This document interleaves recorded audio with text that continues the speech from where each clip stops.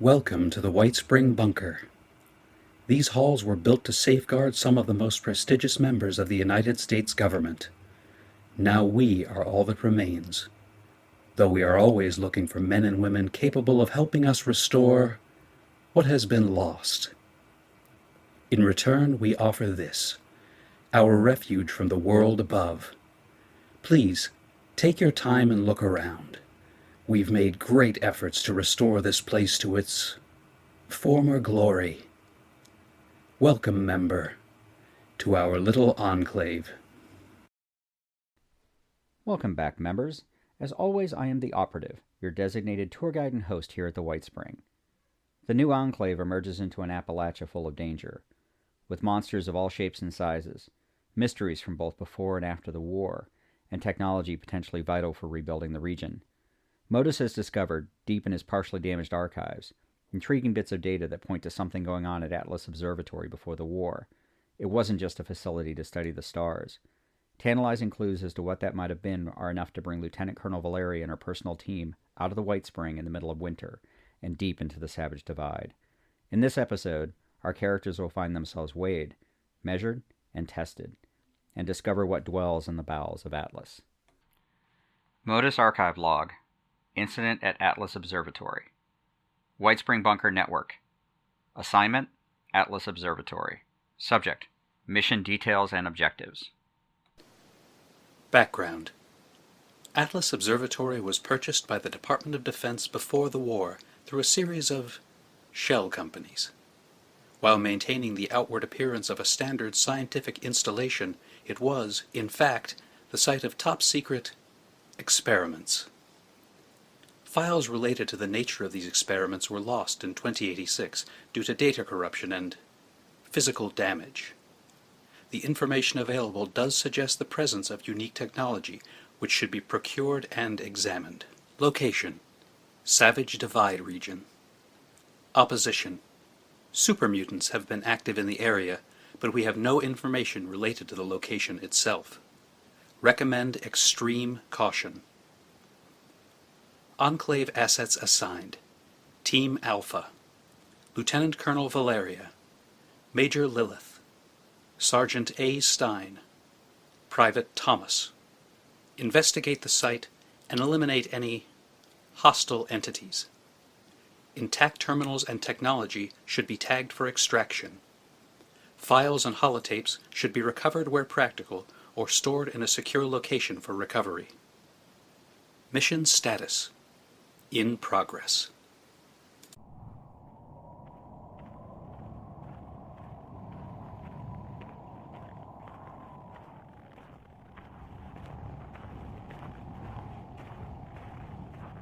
Remind me again why MODUS sent us all the way out here in the middle of winter.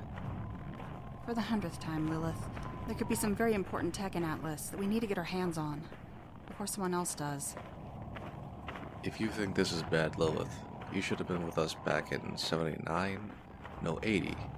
President Chucklefox sent us out in the worst blizzard any of us had ever seen on another one of his specimen runs.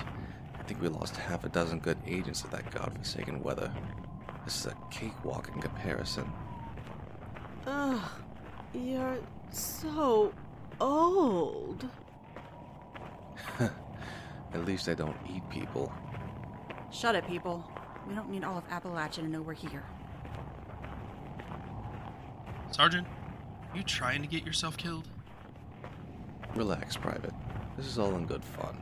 Otherwise it would be boring as shit out of here. That's one scary girl, no doubt about it. But everyone should be able to take a goddamn joke. Okay, team. It's gonna be dark soon. Atlas should be just over that ridge. We'll camp here. Stein and Lilith with me. Let's take a look. Thomas, break out the equipment and radio back to bunker. Let them know we're here.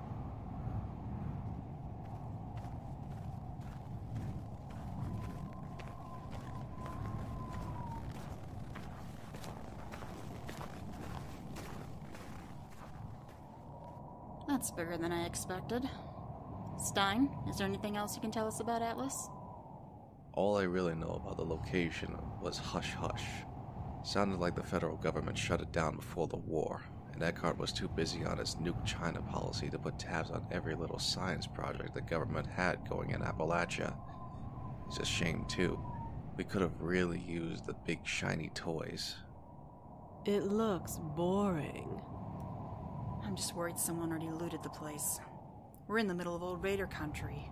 I find it hard to believe that Thorpe and his crew didn't get curious. By the looks of it, the protectrons are still functional. The patrol patterns look fairly standard. If someone came and messed with them, they would be all over the place, shooting everything that moved. Building doesn't look too bad either. Maybe we got lucky. I don't believe in luck, Sergeant. Lilith, I need you to scout around the area. MODUS pinpointed some super mutant activity north of here. I want to know what we're dealing with before we head across to Atlas tomorrow. But please, don't get into too much trouble. No such thing, Val. Just be back before dark. We are hell and gone from the nearest support. I want to get in, see what we can find, and be out of there as quick as possible. Yes, ma'am.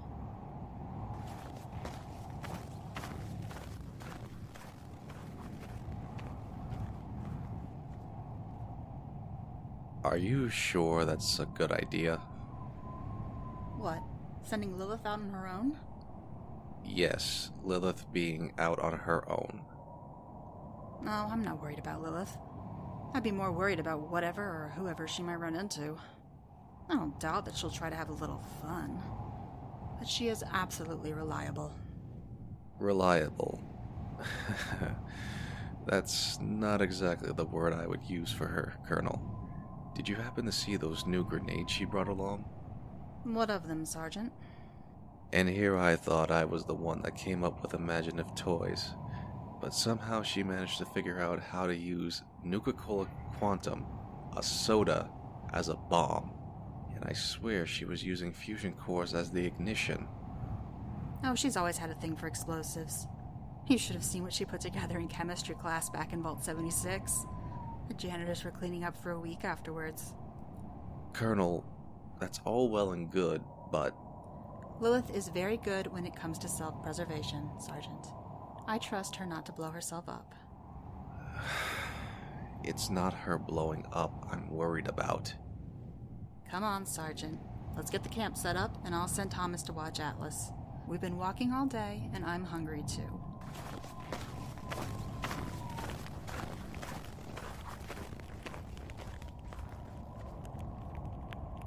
Latest weather report from MODUS, Colonel.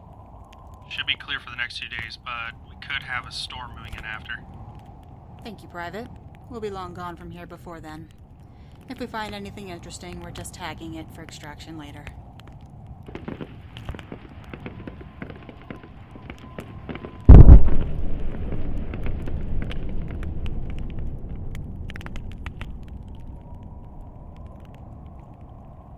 Huh. I wonder what trouble Lilith got herself into this time. Enough, Sergeant. Private, report. Saw an explosion up the rail line, Colonel. Gunfire, too. That's it, ma'am. Alright, if you see or hear anything, let me know.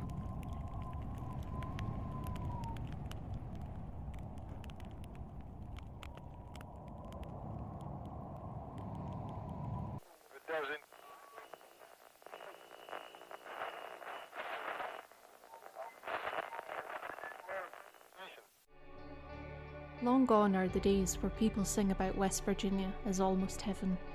After nuclear war and disease, it's far from heaven now. Far from Heaven, a Fallout 76 story podcast, is a tale of survival, conflict, and hope set in the Fallout 76 game world. Join our survivors on their journey to reach that almost heaven once more. Available on Spotify, Apple Podcasts, Amazon, and many other great podcasting apps. Far from Heaven, a Fallout 76 story, available now.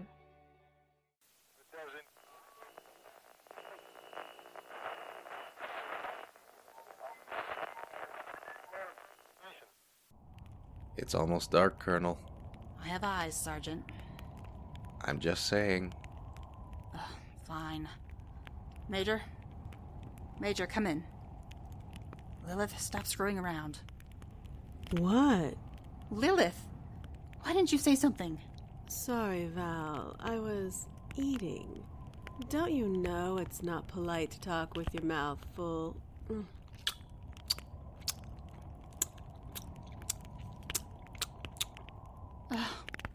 So what was that firing earlier? And the explosion? Oh yeah, that. Found those super mutants. They, won't be a problem anymore. Fine. You actually have anything else useful to report? Atlas looks locked up tight. I'm still hoping there's something tasty inside. I'm still hungry. You're always hungry. And? Would it kill you to draw us a map? It would be nice to know exactly what we're getting ourselves into before heading across the tracks. Do I, Val? Yes, Lilith. Just because you can't waltz in and out doesn't mean the rest of us will. Please? Fine. Lots of Protectorons walking around, but their patrol patterns look pretty easy to avoid them. If we're quick. With all the snow, couldn't find any other tracks. And inside? I didn't go inside, you silly old man. I thought we went over this already. Lilith, enough, please. Stein, we'll reevaluate as soon as we're inside. Based on what MODUS could find on the old databases, there's the main level and a couple of sub-levels. All we need to do is check for the tech, download anything we find on active terminals, and we evac. No battle plan survives the first contact, Colonel. I'm sure your parents taught you that much, correct? Of course, Sergeant. Which is why we'll take things one step at a time once we're in the observatory. Thomas will stay on Overwatch and let us know if anything changes on the outside. It's getting dark. I want everyone to eat. Well, Lilith, you eat whatever. The rest of us have our rations. We'll rotate watch tonight and leave first thing in the morning. Yes, ma'am. The team settled in as the sun set over the mountains and the temperature dropped close to zero. They took turns on watch during the night, and in the late evening, Thomas swore he saw something to the south. It might have been another small campfire or flare even, but before he could grab Stein, it was gone. As inexperienced as he was, he ended up forgetting about it when Lilith took over her shift. It wasn't really his fault. Lilith just scared the piss out of him, and about everyone else in the bunker, too. And being this close to her for an extended assignment was rattling him. They were all up just before dawn. Valeria pointed Thomas to where she wanted him to post up, but also make sure that the radio didn't freeze, and most of all, pay attention. If he saw anything out of the ordinary, he was to notify them immediately. Enclave Team Alpha fanned out and made their way down towards the railroad tracks as the first rays of sun started to peek over the horizon. Damn. Still so fucking cold. I wasn't gonna agree with Lilith in front of everyone, but MODUS must have been out of his metal mind to send us out here in this weather. I don't care if it ain't a blizzard. At least the Colonel is saying and doing all the right things. Don't think she would have liked the old President Chucklefuck and his commie obsession. She really does want to rebuild. She's one vicious bitch, too.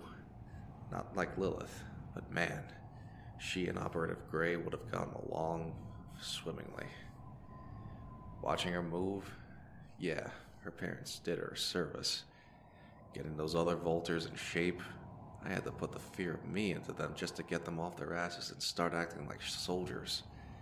Some of them, yeah, they're okay. Pukes and logistics aren't worth the price of admission, in my not-so-humble opinion. Damn, that observatory is huge. I can't believe I never got around to visiting this place, even before the war. At least Lilith was right about the bots. It's still moving. Easy to avoid. I'd rather save ammunition for later on. Ugh. Should have eaten more before we left. I'm fucking famished. Can't eat bots. Hope to hell there's something inside I can chow on. Those super mutants were tasty, but variety is the spice of life. Got the feeling we'll find some interesting stuff inside. There hasn't been a place in Appalachia that doesn't have its run of scorched, ferals, or whatever else has been running around for the past 25 years. Glad we're out again. That bunker was making me itch. Feels too much like 76. At least we don't have that overseer bitch around. But MODUS gets on my nerves. It's fun playing with the others. Just like 76, they scare so easy. I know Val wants me to behave, at least around the bunker. And she did give me that armor for Christmas, too. Never felt like I had a family, though my mom was never bad.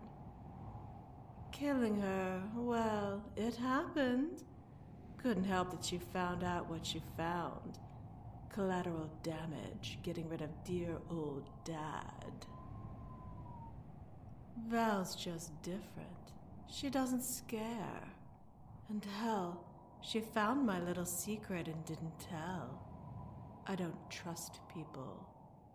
But in a way, she's just like me. Maybe one day we'll find out just how much like me she really is.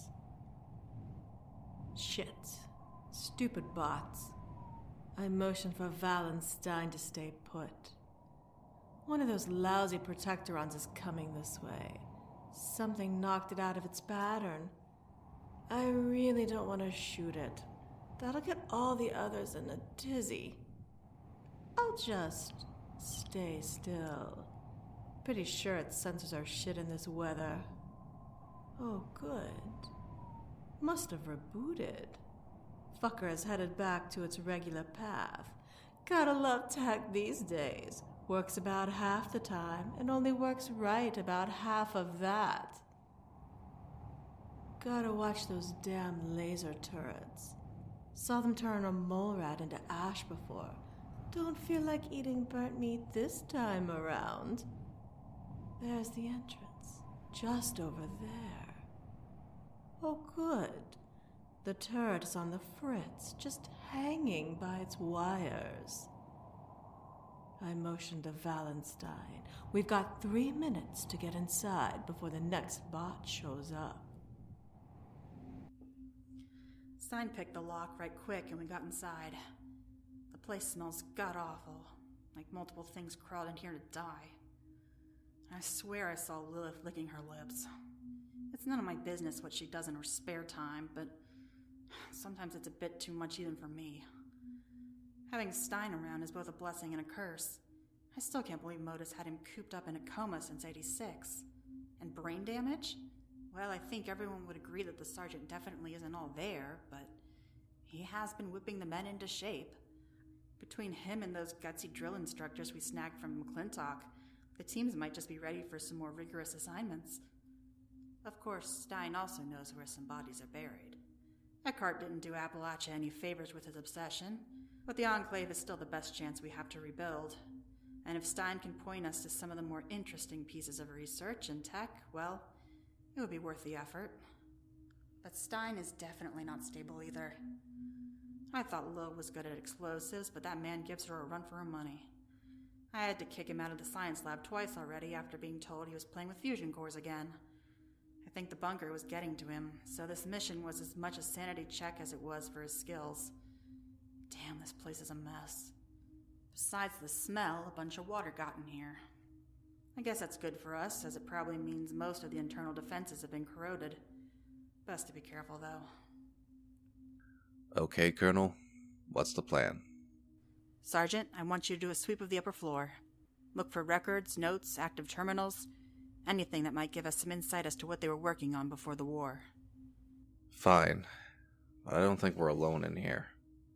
Anyone else hear that scratching? Sounds like we got some company below. Ooh, yummy. Lilith, please. Probably just ghouls or maybe a few scorched. Nothing Lilith and I can't handle. We'll take the lower levels and meet back here in 20 minutes. We'll stay in radio contact. All due respect, Colonel, I don't like it. We should really stick together. I appreciate that, Sergeant. But the facility is bigger than we expected, and there are only 3 of us. Lilith and I can handle ourselves. Private Thomas had just finished his latest report back to the White Spring. A whole lot of nothing as far as he was concerned. The low cloud cover over the entire region meant no useful information from the Kovac, and all Thomas could tell Base was that the Colonel, Major, and Stein were inside the observatory. He pulled his white poncho tighter around his body as the freezing wind blew in from the west, down from the peaks behind him. Thomas picked up his binoculars and did a quick scan of the surroundings, but he didn't see anything besides the patrolling bots. Even the tracks from the team were nearly indistinguishable as the wind blew the snow into deeper piles. Putting the binoculars down, he turned back to the small fire to warm his hands. It was his bad luck to have turned away at that moment. Down outside the observatory, a lone figure, nothing more than a dark splotch against the white landscape, made its way through a wide hole in the fence opposite from where Team Alpha had entered, and disappeared behind the building. When Thomas turned back, there was nothing left to see, and he settled back into what he considered the same boring routine, waiting for something to happen or for the Colonel to return. Stein was rummaging through some old filing cabinets and terminals on the main floor. This was definitely no regular research project, which confirmed what he'd heard right back after the war. Lots of old Department of Defense memos and acquisition reports, all pointing to some real hush-hush project being done by the scientists here. He stuffed a few of the more interesting reports and notes into his pack, but he still hadn't found anything that explained what was actually going on. He hoped the Colonel was having more luck down in the lower levels. Stein had a familiar itch between his shoulders. Something didn't feel right. He was inserting a blank holotape into one of the active terminals when his ears perked up. From a distant part of the facility, Stein could hear the sound of metal on metal, and then a hollow boom. Stein flipped on this Pip-Boy, the older version the Enclave had used just before the war, and a lot more comfortable than the Vault-Tec paperweight he'd been given previously. Colonel. Shit. Come on, Colonel. Colonel, come in. Major. Colonel. Major. Anyone copy? Over. Swearing again, Stein ejected the holotape from the terminal and grabbed his rifle.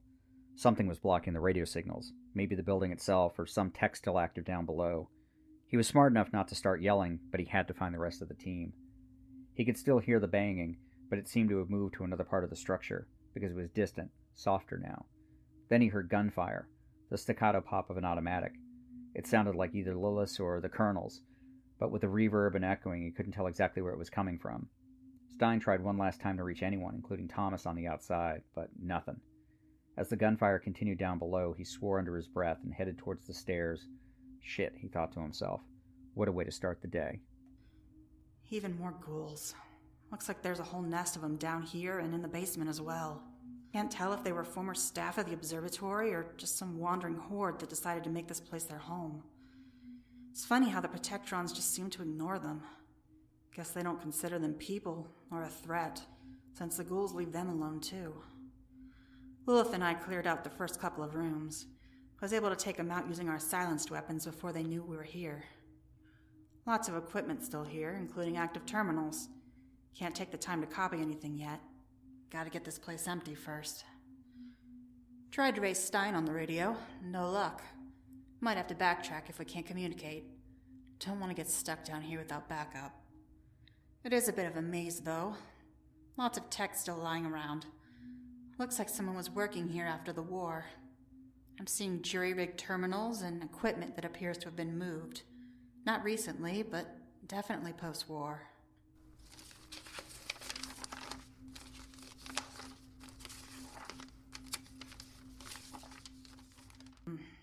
Notes and journal entries from a Dr. Hammond. Atlas project. Not very original, but then again it was a military-run operation. Looks like some kind of weather-related research. Weather control, maybe? I think MODUS might have been right about this place after all. Lilith. Oh, hell. Where did she go? Guess she got bored. Stein, come in, Sergeant. Nothing. Just static. Can't raise Stein. Lilith's probably looking for something to eat. I made a mistake. We should have stayed together.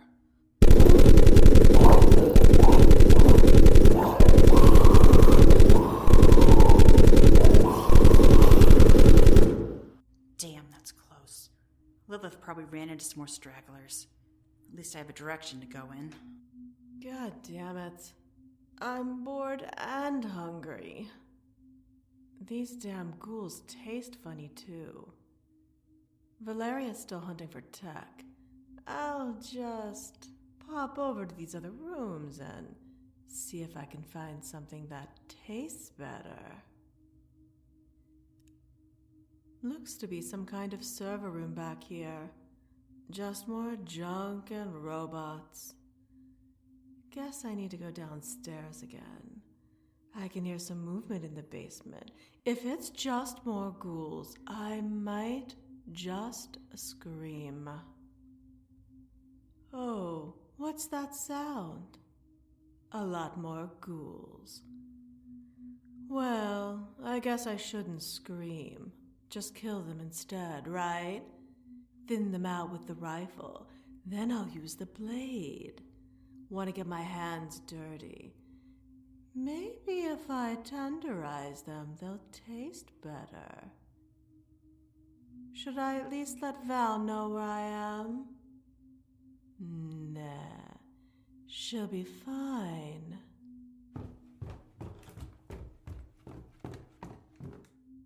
Lilith rounded the corner and emptied her magazine into the host of ghouls.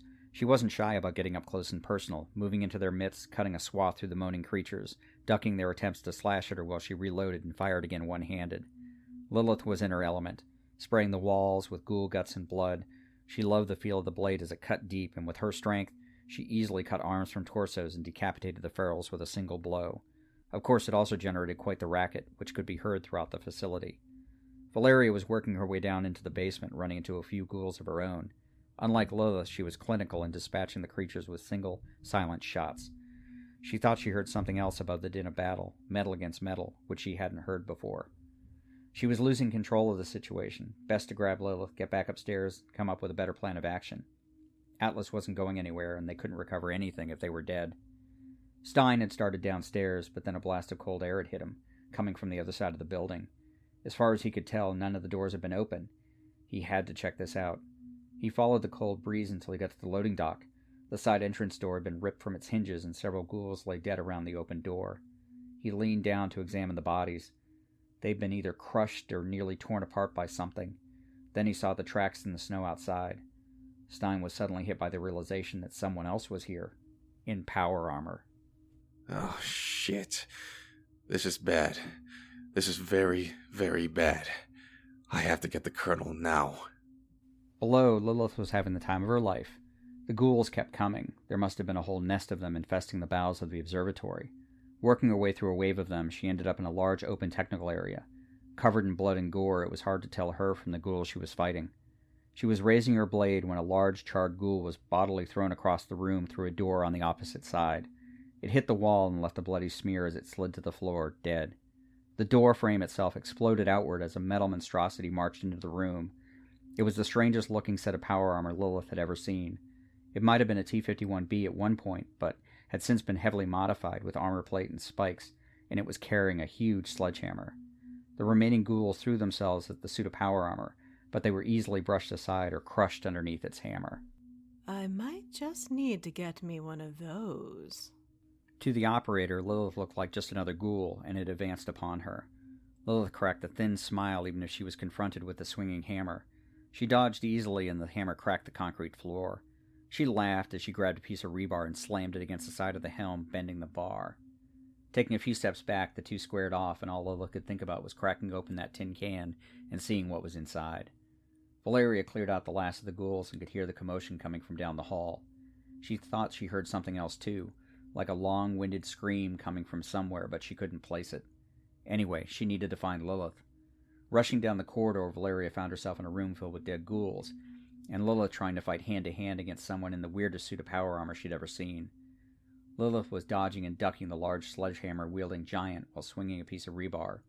The cracking of concrete and thuds of impacts nearly drowned out everything else in the space. Valeria tried to process what she was seeing and what the hell to do next. Her rifle wasn't going to do a thing against that suit of power armor, and grenades were too big a risk in the enclosed space. While she was thinking, she didn't hear the shuffling of feet behind her, or the heavy breathing. Lilith! She finally got Lilith's attention, at the worst possible moment.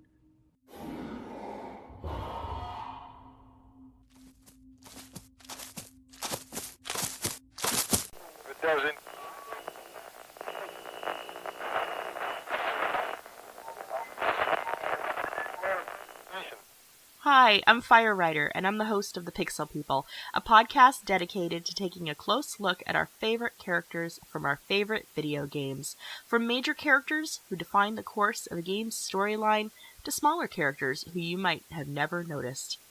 Every week, we go beyond the quest line to examine a particular character's story arc and choices, and discover the real-world parallels and life lessons hidden just below the surface. I hope you'll join us. You can find the Pixel People on Anchor, Spotify, Apple Podcasts, and everywhere else you listen to podcasts.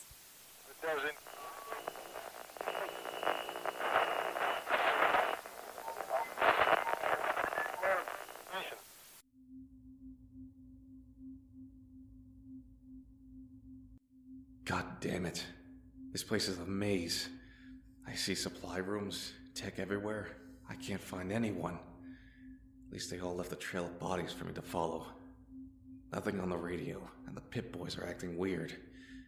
Something in it is in here, putting out a crazy amount of interference. If we survive, it definitely ups the priority for security in this place. What's that sound? Oh no. Oh shit. I've heard that before. And all these years trying to forget it. I think one of those things are down here. Team Coyote was nearly wiped out back in '83 when they had to bring a couple back for study. I have to get the Colonel. Now. Lilith finally heard Valeria, and she hesitated briefly in her fight, turning to see her friend standing there in the doorway. She thought she saw something behind Val too, but before she could do or say anything, she was hit with a backhand swipe and sent sprawling into the corner. Ow! That hurt, you pile of scrap. Valeria raised her rifle, thinking she might get the attention of whomever was in that power armor. From behind, she caught the sound of something bounding down the hallway, chuffing and scraping against the cement floor. She started turning towards the noise, catching a glimpse of something charging towards her. Beyond, Stein had just turned the corner and could only watch as the creature crashed into Valeria, knocking her into the room onto the floor between Lilith and her opponent, her rifle flying from her hand.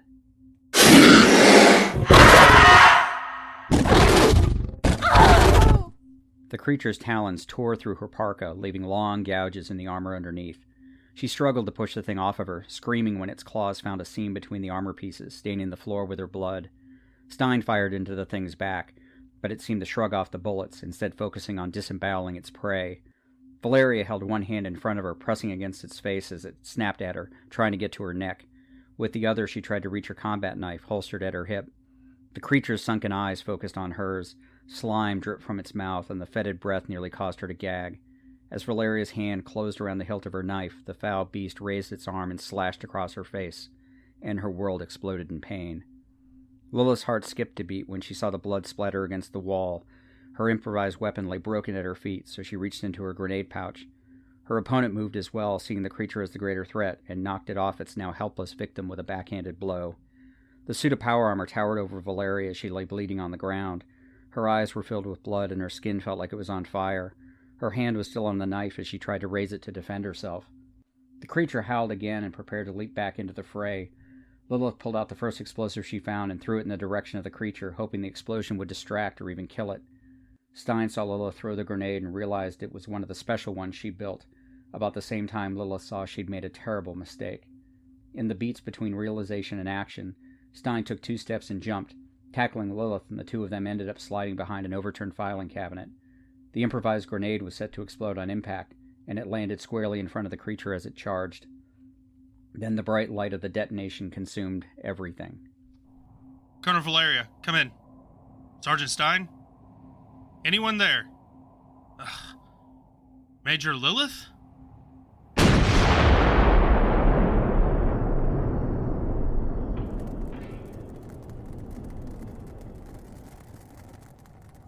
Oh, crap, is all Thomas could think as he grabbed his rifle and the radio and ran down towards the railroad tracks, then across them and up to the other side towards the now smoking building.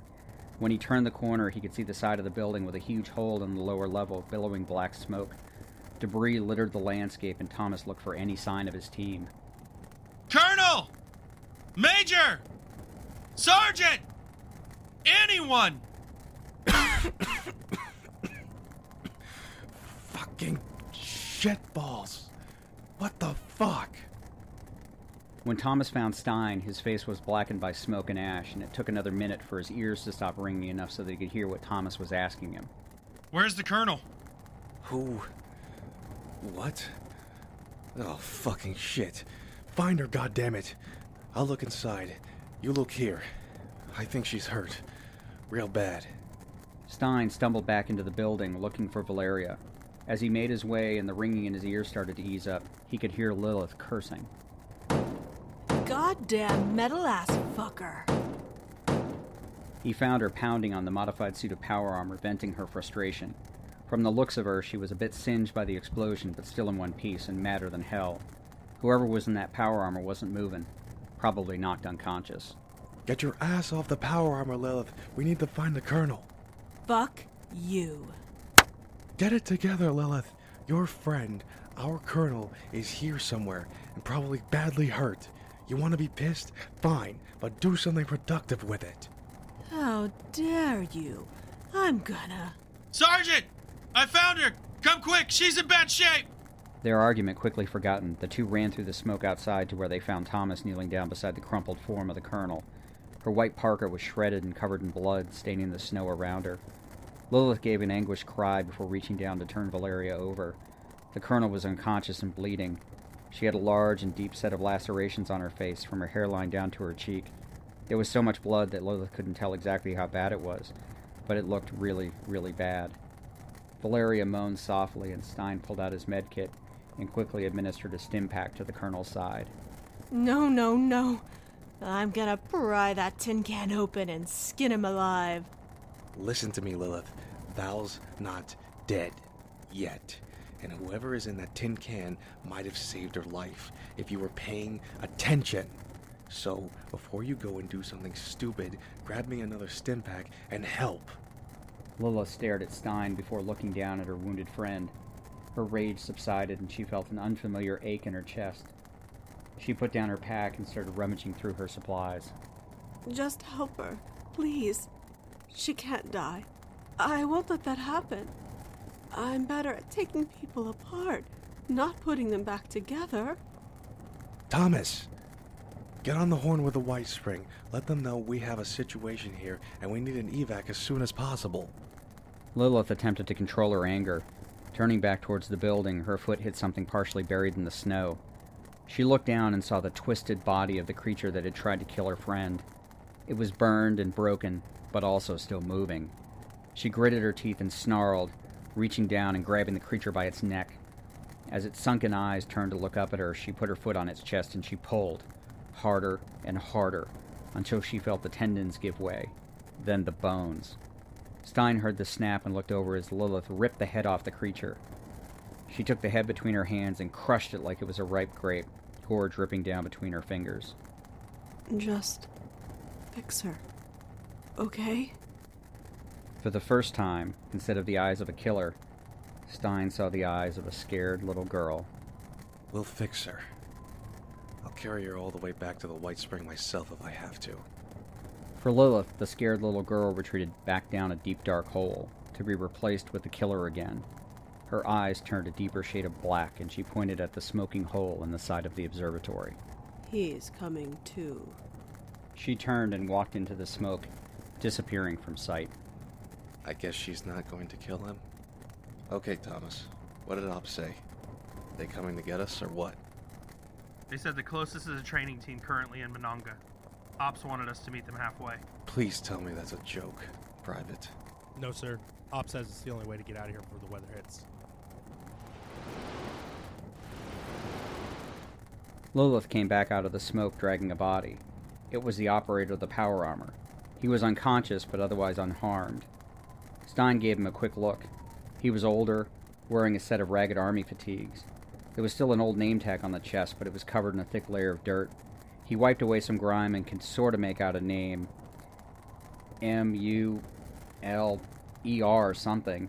The man sported a scruffy beard and several bruised knots on his head. Lilith hadn't been gentle when she removed him from the armor. He's coming with us too. I don't care who he is. But if he's a bad guy, I get first dibs. Fine.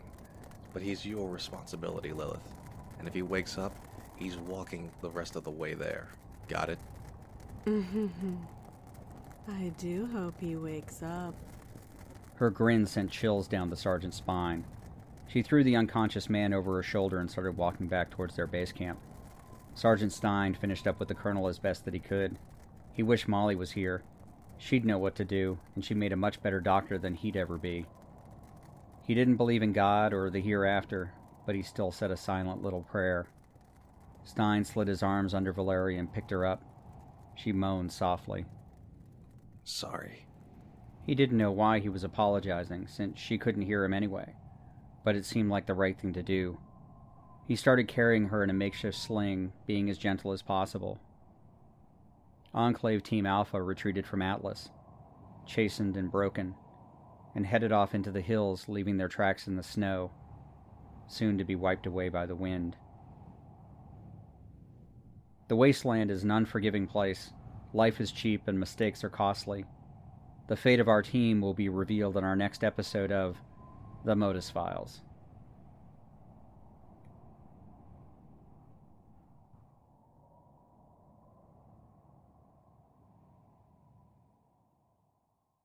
Thank you again, members, for joining us here on The MODUS Files. If you've enjoyed this content, please subscribe, and better yet, please leave a review to help others find our little enclave. You can also follow us on Twitter, @ModusFiles, for more information about our podcast, Fallout 76 content, and random musings on the Enclave. I'd also like to thank our growing cast, Brad Williams as the voice of Modus, Mandy Marie B. as Lieutenant Colonel Valeria, Lucy Middleton as Major Lilith, Exo-1 King as Sergeant Stein, Aaron Foster as Private Thomas, and Aaron McNamara as Dr. Harefield. We'd also like to thank the Mr. Jones Show for providing our podcast cover art. You can find him on Twitter @BlankenMedia. And a shout out to the Apocalyptic Aristocracy Discord, home to a great group of fellow creators, the Robots Radio podcast community, and the rest of the Robots Radio Rocket Club. And Jeremiah Johnson, our favorite character artist, who provided the wonderful character artwork you can find on our website. Lastly, thank you to all of our subscribers and supporters. God bless the Enclave, and God bless America. Members, we look forward to your next visit to our little enclave.